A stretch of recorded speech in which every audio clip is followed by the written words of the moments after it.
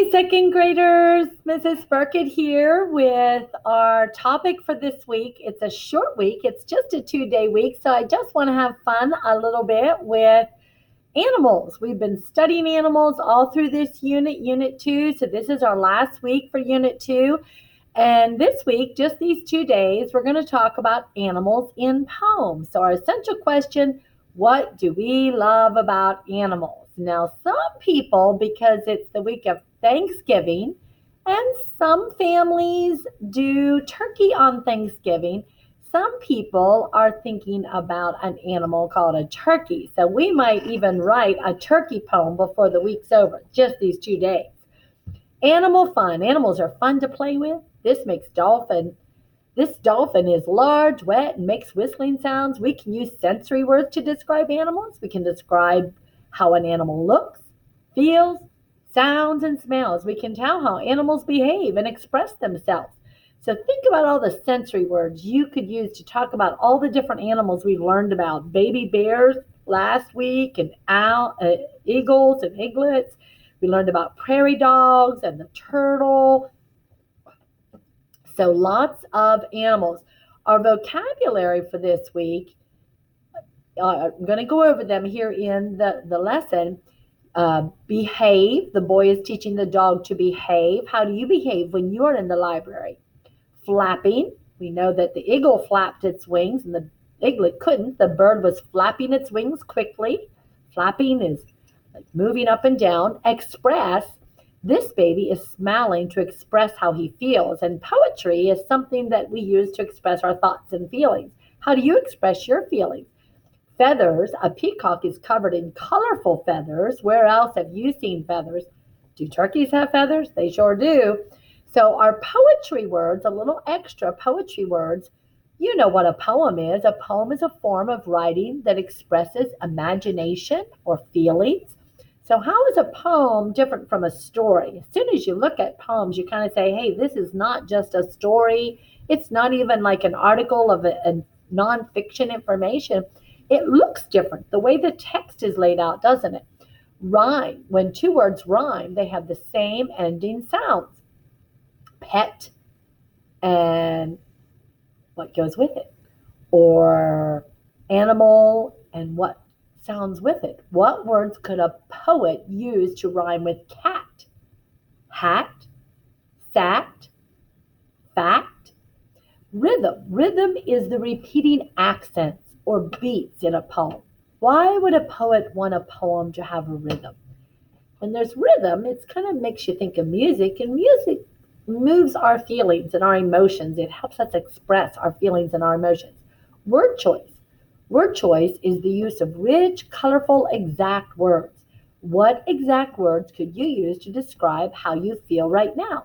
So it says pick 3 words and write a question about each for your partner to answer. And we're not doing that, obviously. We're virtual, or we would do that in the classroom and think of some words. But I want to go on and read some poetry with you today, our introduction poetry. Cats and kittens. What do we love about animals?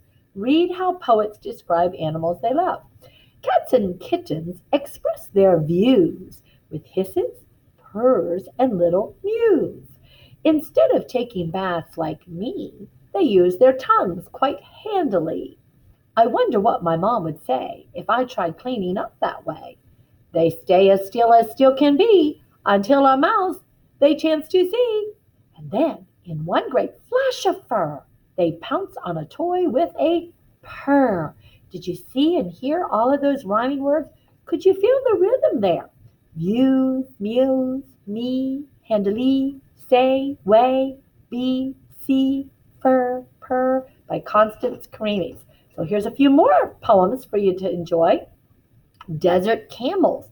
These are about animals.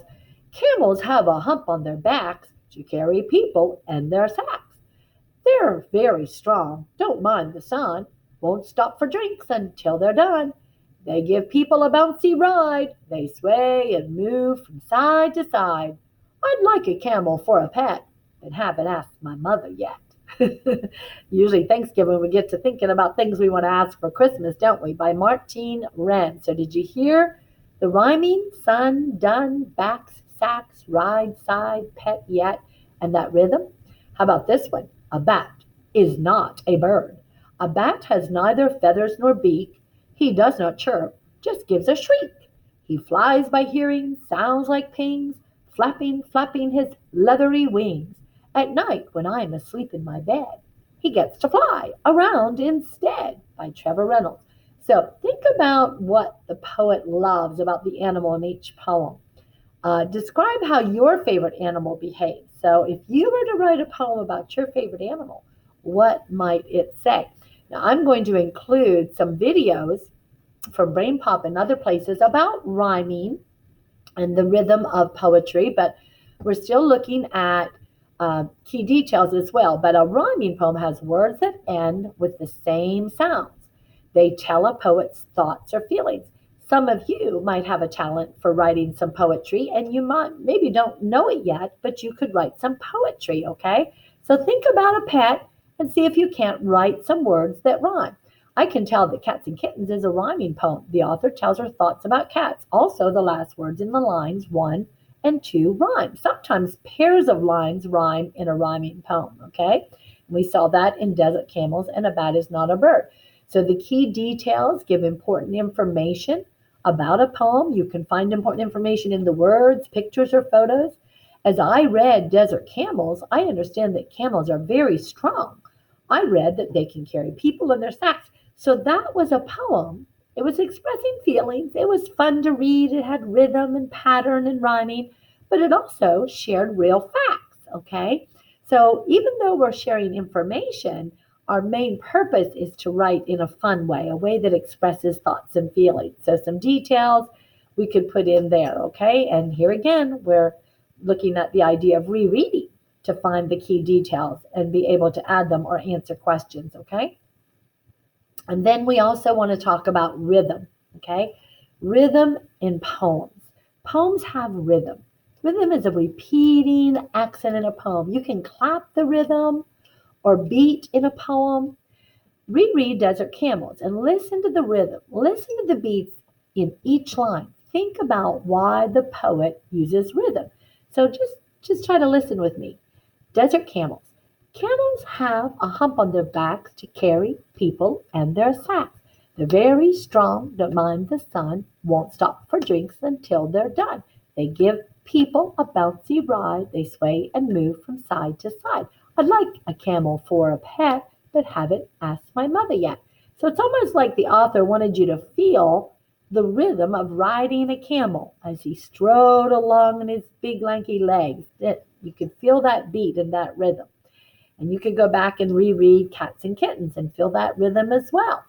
So multiple meaning words, we looked at them a little bit last week. Words that are spelled the same but have more than one meaning, and how we can use context clues. A bat has neither feathers nor beak. So in that word, I know a bat is an animal and also something you use to play baseball, right? So there's two meanings for that word bat. But in this context, because it talked about feathers and a beak, a baseball bat doesn't have feathers and a beak. So I know which one they're talking about when they're talking about multiple meaning words. All right, boys and girls, I can't wait to share some more poetry with you this week. So you have your spelling words to write and some vocabulary activities to do today. We're kind of combining things up. And then I'm going to read some more poetry to you tomorrow, our main feature poetry about beetles, okay? So I'll talk to you again. See you tomorrow. Bye-bye.